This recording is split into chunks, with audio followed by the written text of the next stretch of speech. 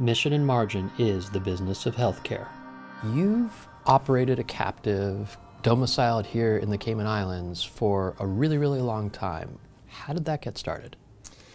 When we first started, it really was a difficult time in Texas, where it is the primary state that we operated in the United States. And tort reform was coming on board, but we were really looking at the cost of risk financing for us. And at that point, it had reached nearly $100 million a year. We did get tort reform in Texas, which helped substantially as well. But we were able to save about $50 million a year in costs, but our costs are still running in that $50 to $60 billion range annually. So we've had substantial savings during the time.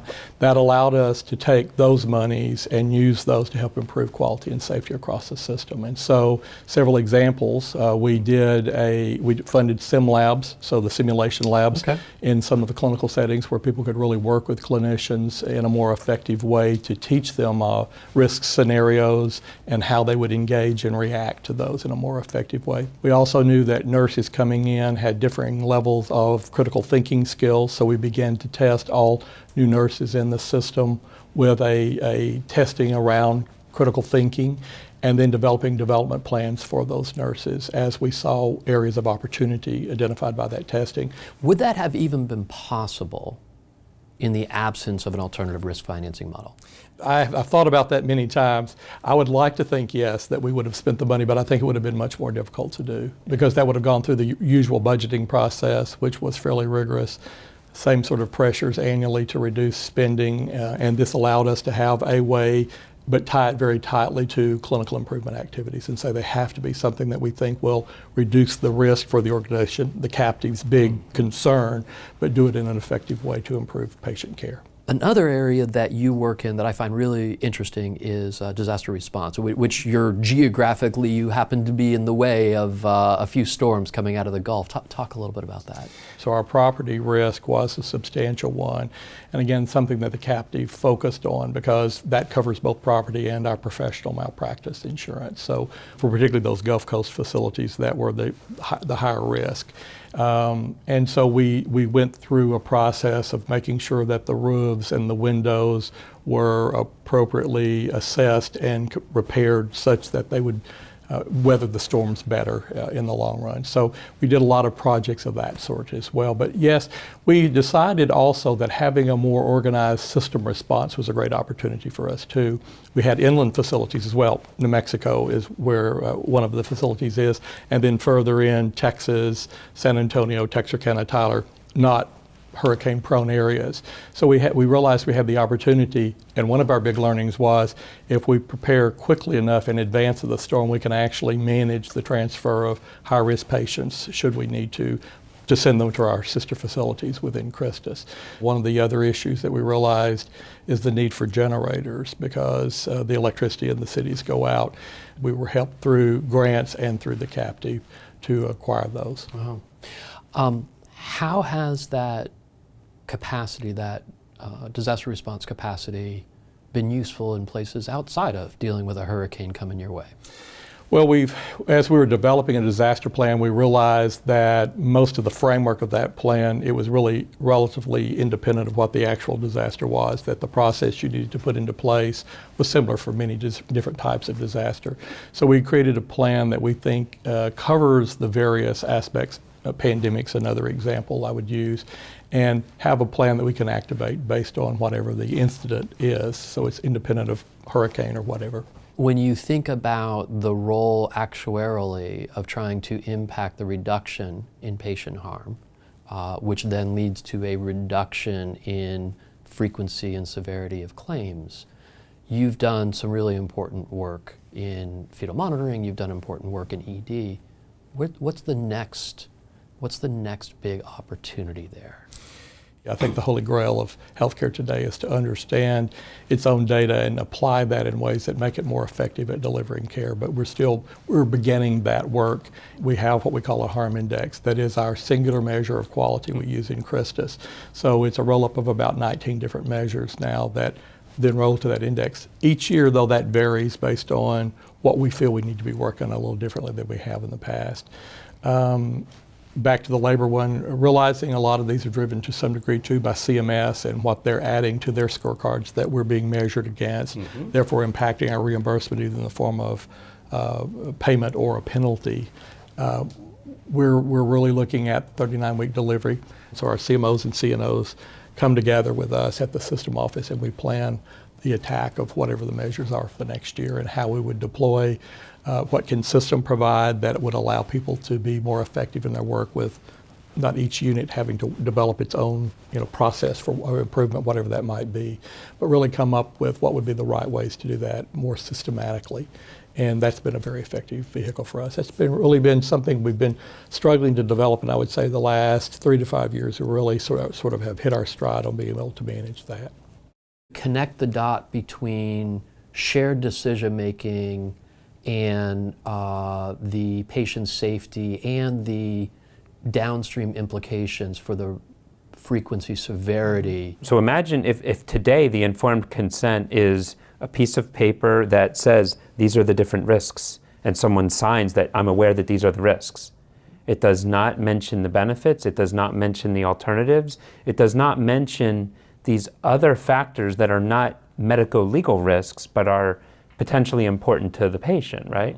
Because when the patient says, wow, I had pain for more days, we say, oh, that's just normal part of the surgery. And the shared decision-making or participatory decision-making or well-informed decision-making, if that can be done with the patient and the physician before you get to those things, it may help reduce the need for both of those issues.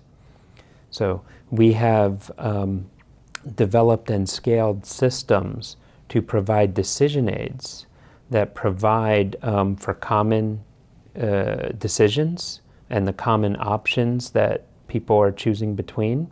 What does the best evidence tell us for what are the benefits, what are the risks, what are the burdens, what does it involve, what does it mean for you?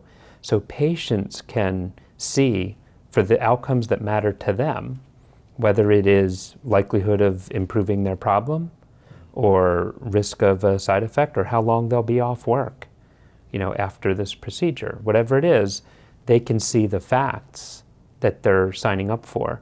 That becomes more informative than informed consent that just says, sign that bad things can happen.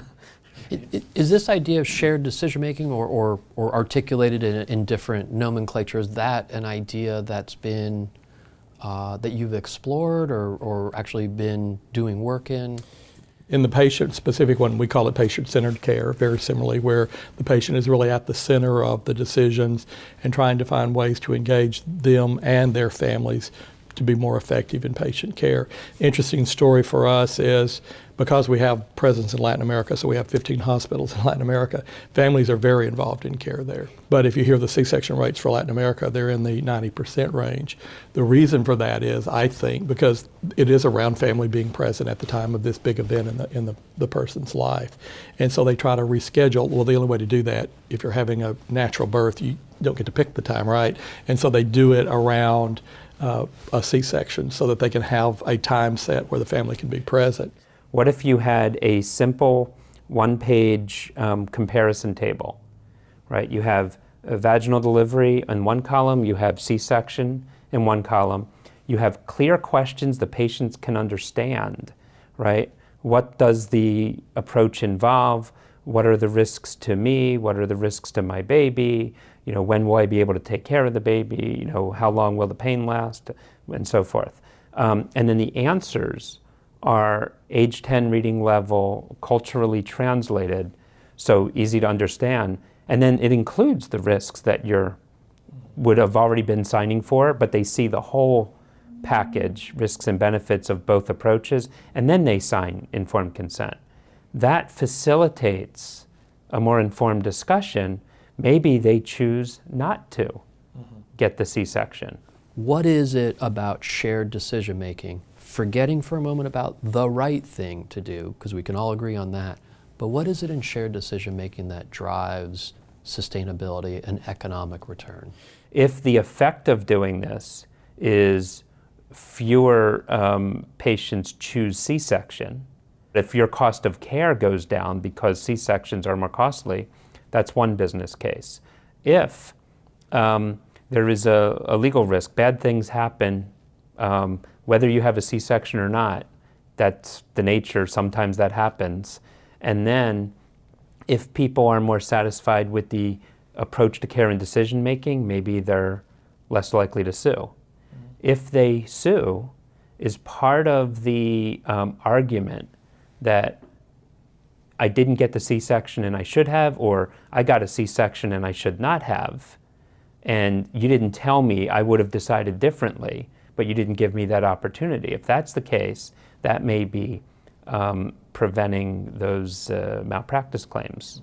Is that idea of impacting patient satisfaction a big enough lever that it starts to get compelling?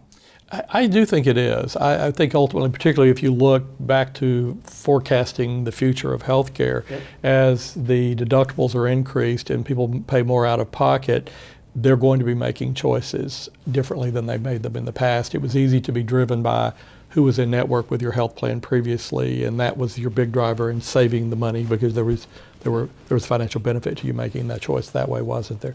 But now, as employers have said, I'm going to get out of the middle of battling all that stuff. I'm just going to make this high deductible, and you get to go pick, but you've got to spend your dollars on the front end to make that choice.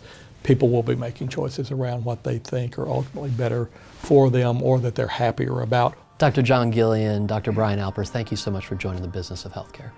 Delighted to be here. Thank you. To watch, listen, or read other BOH interviews, visit bohseries.com